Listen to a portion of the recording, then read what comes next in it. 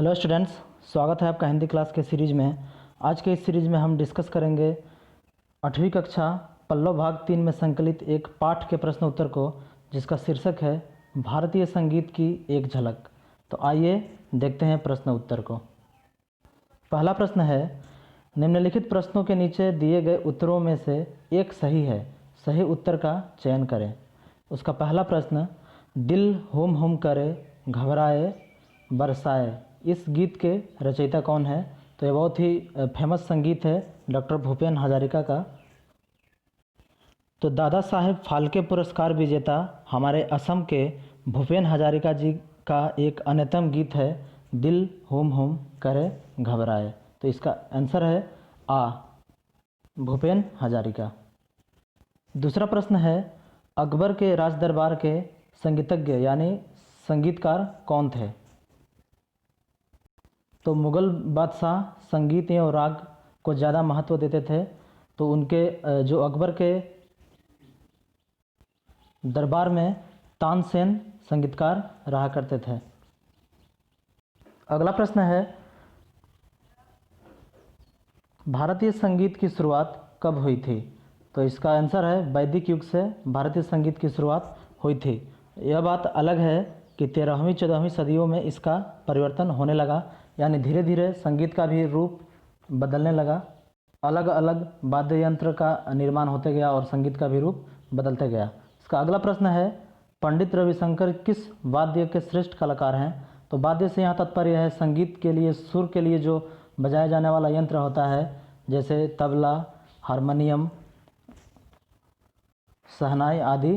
तो पंडित रविशंकर किस वाद्य के श्रेष्ठ कलाकार थे? तो सितार के। ठीक इसी तरह शहनाई वादक के उस्ताद बिस्मिल्लाह खां श्रेष्ठ थे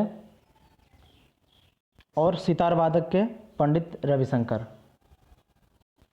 इसका अंतिम प्रश्न है, भारतीय संगीत की कितनी प्रचलित धाराएं हैं? तो भारतीय संगीत की 2 प्रचलित धाराएं हैं।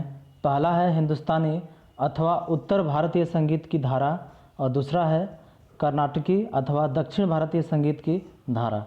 तो इसका उत्तर है 2।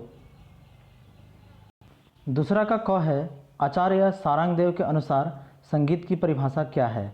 तो आचार्य सारंगदेव के अनुसार गीतम वाद्यम तथा नृत्यम त्रय संगीत मुच्यते, अर्थात गीत, वाद्य और नृत्य, नाच, इन तीनों कलाओं को एक साथ संगीत कहा जाता है।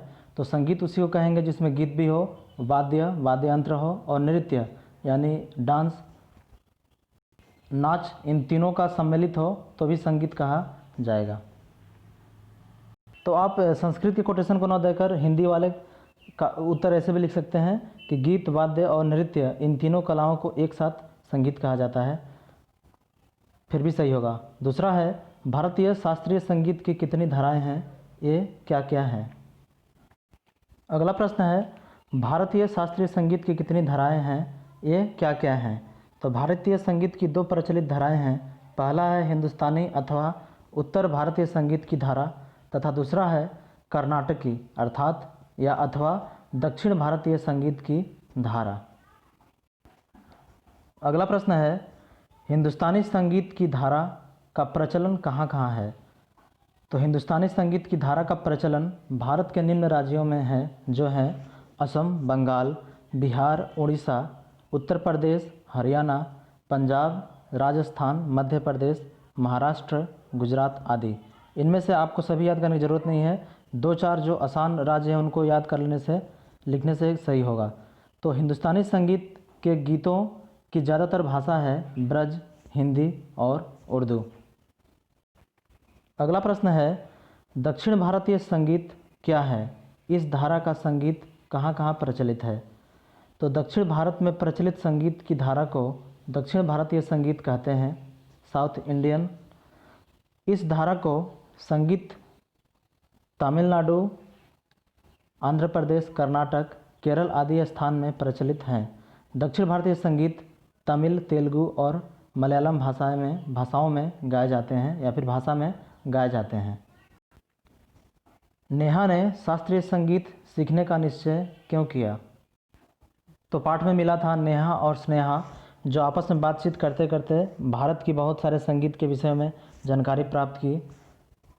तो नेहा को भारतीय संस्कृति के साथ साथ शास्त्रीय संगीत भी बहुत पसंद है। शास्त्रीय संगीत भारतीय संगीत का एक अभिन्न अंग है, मतलब बहुत ही महत्वपूर्ण अंग है।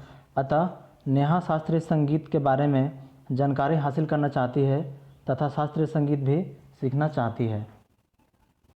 पाठ का अंतिम प्रश्न है, सत्रिया नृत्य के प्रवर्तक कौन है? जो हमारे असम में फेमस है सत्रिया नृत्य, इसे लोकप्रिय बनाने में किन कलाकारों का योगदान है?